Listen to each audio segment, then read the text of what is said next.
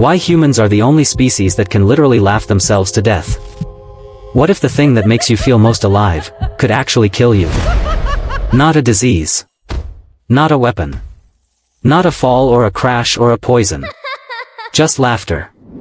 Pure, uncontrollable, gut-splitting laughter. The kind that makes tears stream down your face. The kind where you can't breathe, can't speak, can't even sit upright.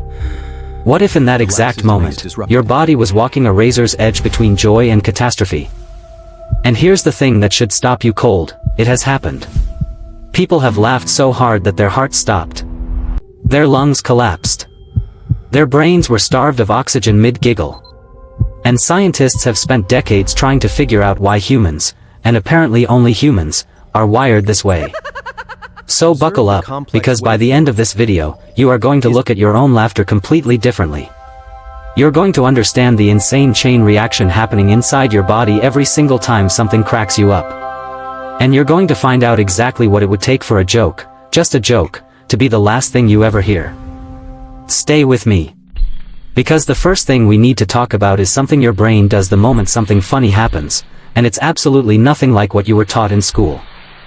The second you process something funny, and we're talking that split second before you even smile, your brain fires off a signal that most people don't know exists. Deep inside your brain, buried under billions of neurons, a tiny region called the hypothalamus gets triggered. Now here's where it gets wild. The hypothalamus doesn't just handle emotions. It controls your heart rate, your breathing, your blood pressure, your body temperature. It basically runs the mechanical engine of you. So when humor hits, and I mean really hits, your hypothalamus lights up like a control room on fire. And it starts issuing commands to almost every organ in your body simultaneously. Does that sound like a simple giggle to you? Because it shouldn't.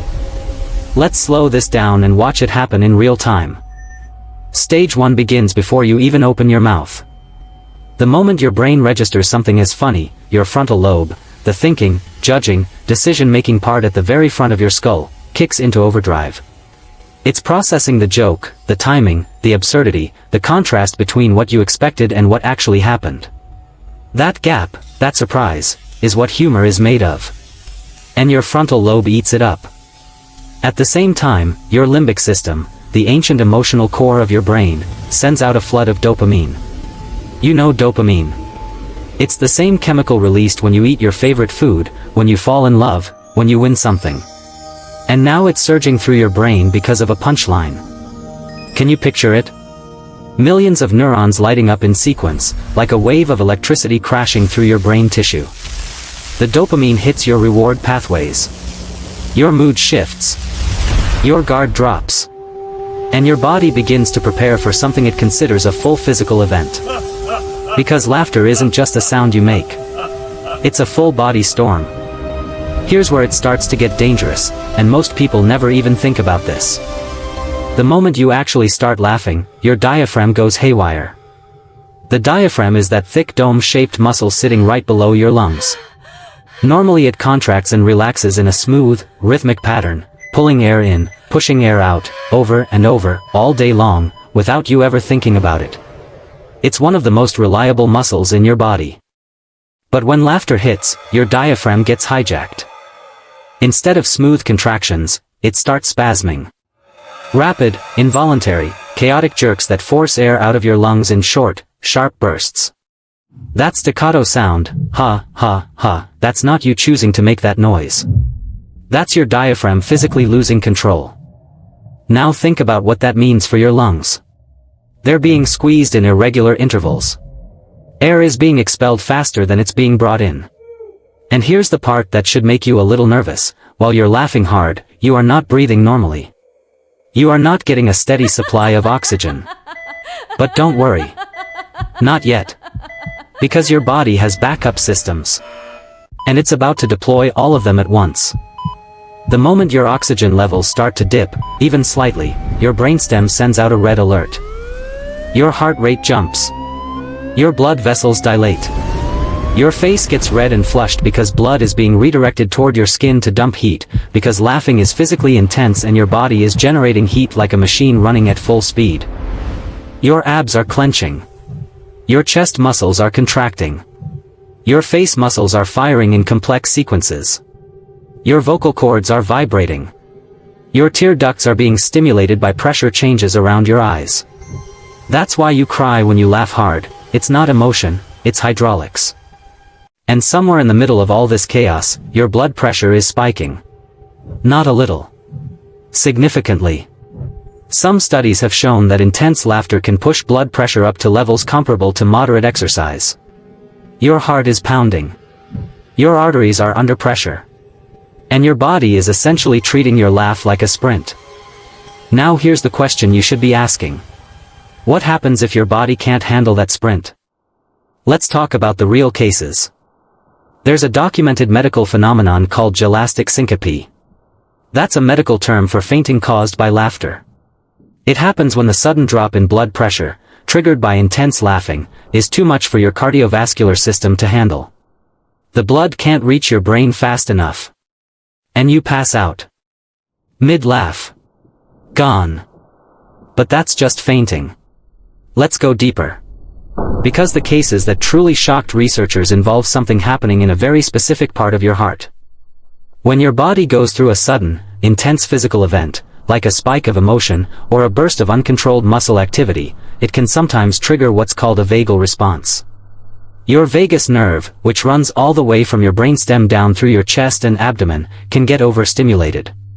And when it does, it tells your heart to slow down. Hard. Fast. Without warning.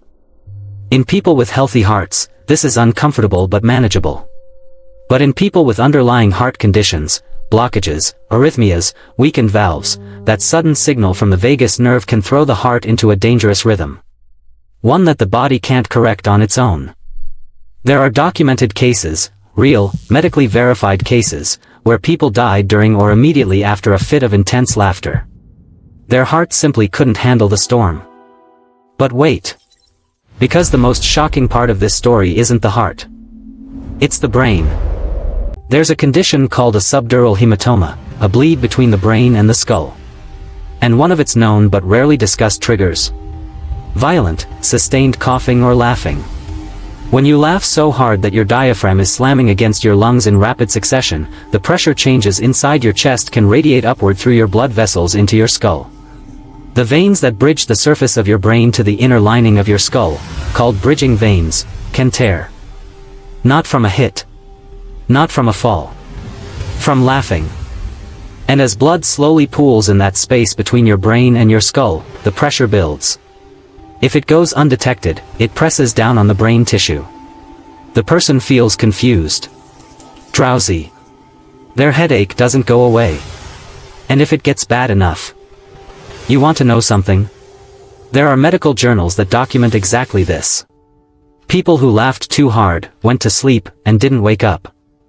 Now I want you to sit with that for a second. Because here's what makes humans uniquely vulnerable to this. No other species on Earth laughs the way we do. Yes, some primates make a panting sound during play that researchers have compared to laughter. Rats emit ultrasonic chirps when tickled. Some dolphins show play-related vocalizations. But none of them, not one, produce the sustained, convulsive, breath-disrupting laughter that humans do. None of them have the same combination of complex emotional processing, voluntary breath control, social mirroring, and neurological wiring that creates a true belly laugh. And that's what makes us special. And vulnerable. Because our laughter is deeper. It lasts longer. It involves more of our brain, more of our body, more of our neurology than any other animals. When we find something genuinely hilarious, we don't just react, we spiral. We build on it. We lose control of it. We let it consume us. Your body, in those moments, is running a process it was never entirely designed to sustain indefinitely. Laughter evolved for social bonding, for releasing tension, for communicating safety and joy. It was never meant to go on for 10 minutes straight while your diaphragm convulses and your brain slowly runs low on oxygen. So what does a near-death laugh actually look like on the inside? Picture this. You're watching something so funny you literally can't stop. Your frontal lobe has lost the ability to suppress the response. Your diaphragm is spasming every half second. Your oxygen saturation is dropping, not dangerously, not yet, but your body is starting to compensate. Your heart is hammering. Your blood pressure is elevated. The blood vessels in your head are under pressure. The muscles around your eyes are clenching so hard that tears are streaming. Your brainstem is trying to regain control of your breathing but can't, because the signal from your emotional brain is too strong. And in the bloodstream, cortisol and adrenaline are mixing with dopamine in a cocktail that your cardiovascular system is not designed to sustain for long. For most people, the body pulls back. You catch your breath. You gasp. You grab your side because your abs are aching. You wipe your eyes. And slowly, your heart rate comes down, your blood pressure normalizes, and your diaphragm remembers its job. But that window, that 30 seconds to 2 minutes of pure uncontrolled laughter, is the window where everything can tip the wrong way. For someone with a weak heart. For someone with thinning vessel walls. For someone whose brainstem isn't responding fast enough. Here's the thought I want to leave you with. Laughter is one of the most complex, most uniquely human experiences in the known animal kingdom. It requires a brain capable of abstract thought, social intelligence, timing, pattern recognition, and emotional release. It requires a respiratory system flexible enough to be voluntarily hijacked.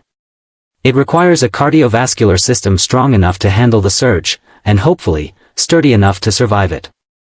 The fact that something as joyful, as innocent, as fundamentally human as a laugh, can, under the right conditions, be lethal, says something remarkable about how wild and unpredictable the human body actually is. Your body is not just biology. It's a symphony of 100 systems playing at the same time. And sometimes, just sometimes, joy itself is the thing that overwhelms the orchestra. So the next time something makes you laugh until you can't breathe, and I mean really can't breathe, your body is not just having fun. It is running at the edge of itself. Burning through oxygen, spiking pressure, firing every system it has. And honestly, that's kind of beautiful.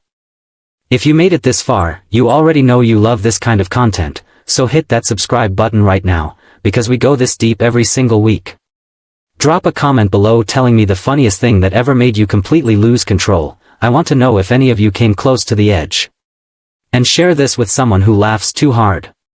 They need to see this. We'll see you in the next one.